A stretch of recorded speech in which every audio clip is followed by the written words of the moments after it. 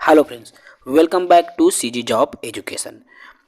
साथियों, जल्दी से हमारे यूट्यूब चैनल को सब्सक्राइब कर लीजिए ताकि आपको शिक्षक भर्ती से जुड़ी अपडेट हमारे यूट्यूब चैनल के माध्यम से मिल सके। देखिए, ये जो पेपर कटिंग है, हम बात इस पर नहीं करेंगे, लेकिन आपको इसको पहले समझना पड़ेगा। जी हाँ, 6 महीने में पीएससी व व्यापम से परीक्षाएं तो हुई, लेकिन नौकरी किसी को नहीं दे पाया। क्या है ये वजह साथियों?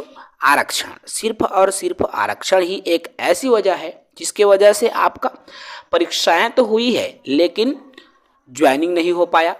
नोटिफिकेशन आना है, घोषणाएं हो चुकी है, लेकिन नोटिफिकेशन नहीं आ रहा। और इसी की फेर में फंसा हुआ है आपका शिक्षक भर्ती। जी हाँ साथियों, शिक्षक जो भर्ती है इसी की वजह से फंसा हुआ है। नोटिफिकेशन आना है, कब आएगा इसका भरोसा ही नहीं किया जा सकता। दूसरी बात यह भी है साथियों कि 22 मार्च को आपका सुप्रीम कोर्ट पर सुनवाई होना है। ठीक है, 22-23 मार्च को सुप्रीम कोर्ट में इसकी सुनवाई होना है। सबकी निगाहें, साथ ही साथ सरकार की भी निगाहें उसी पर टिकी हुई है ना। सुनने में आ रहा है, कयास लगाए जा रहे हैं साथियों कि यदि 22-23 मार्च को कुछ रिजल्ट आ जाता है तो अच्छी बात है, लेकिन नहीं आता है तो शासन के पास तो ऑलरेडी है ही, वो 50% आरक्षण रोस्टर में भर्ती नोटिफिकेशन जारी कर सकता है। सुनने में ये आ रहा है, लेकिन क्या सच में सरकार को इसी 50% के आधार पर भर्ती करना ही पड़ेगा? क्या जो 76% आरक्षण रोस्टर है साथियों, तो ये इस पर कुछ न कुछ फैसला होगा क्या? आप स्वयं सोचिए, क्या वास्तव में 76% आरक्षण रोस्टर आ पाएगा? क्योंकि जब छत्तीसगढ़ इसके पूर्व में 58% के आधार पर आरक्षण रोस्टर लाने की कोशिश किया था, लेकिन उसको क्या कर दिया था? हाईकोर्ट ने असंवैधानिक कर दिया था।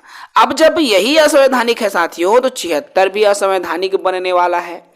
तो बिल्कुल आप कोई भी साथी अभी 5% भी इस बात को ना सोचिए कि 76% आरक्षण रोस्टर पर भर्तियां आएंगी। आप हमेशा लेके चलो कि 50% है, मेरे कैटेगरी में वैकेंसी कम है, मुझे अच्छे मेहनत के साथ तैयारी करना है। ठीक है, तो इसी मेहनत के साथ आप तैयारी करोगे तभी आपको सफलता मिलेगी। ठीक है, बहुत सारे साथी कट ऑफ की भी बात करते हैं कि सर कितना कट ऑफ जाएगा, क्या है, कैसा है। ठीक है, तो मैं आप सभी को बता दूं साथियों कि जब आप बात करते हैं हम कट ऑफ की, ठीक है, तो जनरल यदि कैटेगरी से हैं, पिछली बार की मैं कंडीशन बता रहा हूं आपको, फर्स्ट लिस्ट की जब हम बात करते हैं, ठीक है, हमेशा हम बात करेंगे फर्स्ट लिस्ट की, है ना भाई।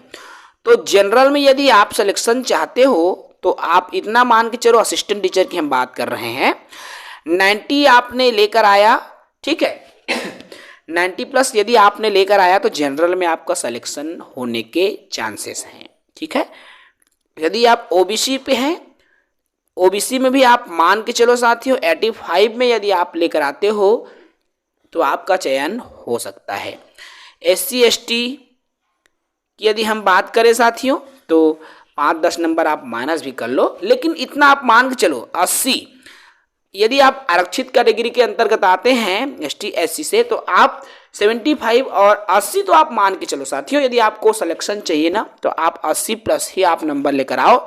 सहायक शिक्षक की हम बात कर रहे हैं, तभी आपका जो चयन है मेरिट लिस्ट में आएगा, प्रथम लिस्ट में आएगा। ठीक है, तो ये एक बेसिस सी नॉलेज है और जिसको लेकर आपको अपनी जो तैयारी है उसको करना है। एक बात मैं और बता दूं साथियों, बहुत सारे मित्र जो है पूछ रहे हैं कि सर अब प्री बीएड प्री डीएलएड की क्लासेस कब से स्टार्ट होगी? मेरा भी सिलेक्शन हो जाता बीएड कॉलेज में, मैं भी बीएड डीएड की पढ़ाई करता, तो हम बहुत जल्दी इसकी जो क्लासेस है वो भी स्टार्ट करने वाले हैं। ठीक है, बहुत जल्दी इसकी जो क्लासेस हैं वो स्टार्ट होंगी साथियों, तो बिल्कुल आप अलर्ट रहें, हमारे चैनल के साथ जुड़े रहें, क्योंकि जो भी क्लासेस स्टार्ट होगी उसका हम शेड्यूल भी जल्दी से जारी कर देंगे प्री बीएड प्री डीएलएड के लिए। ठीक है, तो इस वीडियो में ज़्यादा कुछ नहीं साथियों, इतना ही। अगले वीडियो में फिर चर्चा करेंगे ऐसे ही अपडेट के साथ।